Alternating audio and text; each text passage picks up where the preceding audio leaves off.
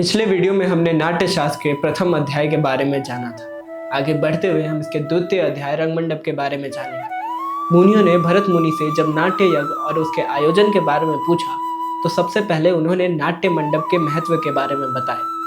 किसी भी नाट्य प्रयोग का मूल आधार नाट्य मंडप ही होता है।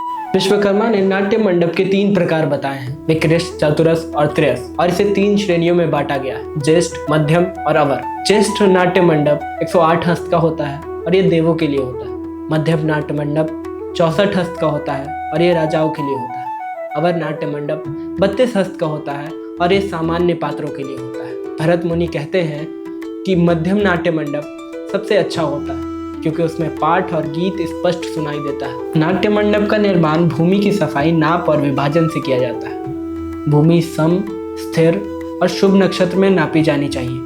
नेपथ्य गृह से रंग शीर्ष पर जाने के लिए द्वार बनाए जाते हैं। भूमि काली मिट्टी से भरी जाती है और दोष रहित कारीगर और मजदूर काम करते हैं। रंग शीर्ष दर्पण से समतल होना चाहिए। पार्श्व में रत्न और बीच में सोना रखा जाता है।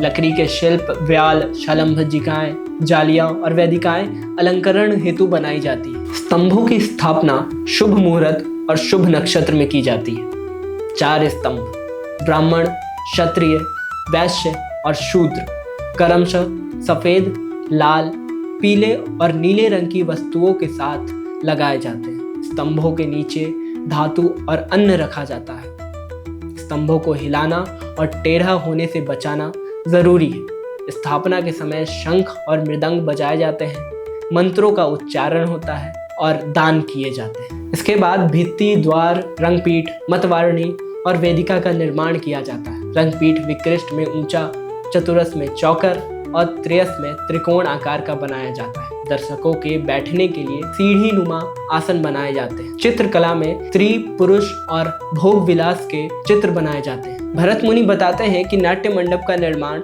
कलाकारों या संगीत से कम महत्वपूर्ण नहीं है। मंच शुद्ध, स्थिर और सुंदर होना चाहिए ताकि कलाकारों के भाव स्पष्ट दिखे, स्वर गूंजे और दर्शक पूरा नाट्य रस महसूस कर सके। इस तरह द्वितीय अध्याय पूर्ण होता है। अगले वीडियो में हम नाट्य मंडप के पूजा विधि के बारे में जानेंगे। धन्यवाद।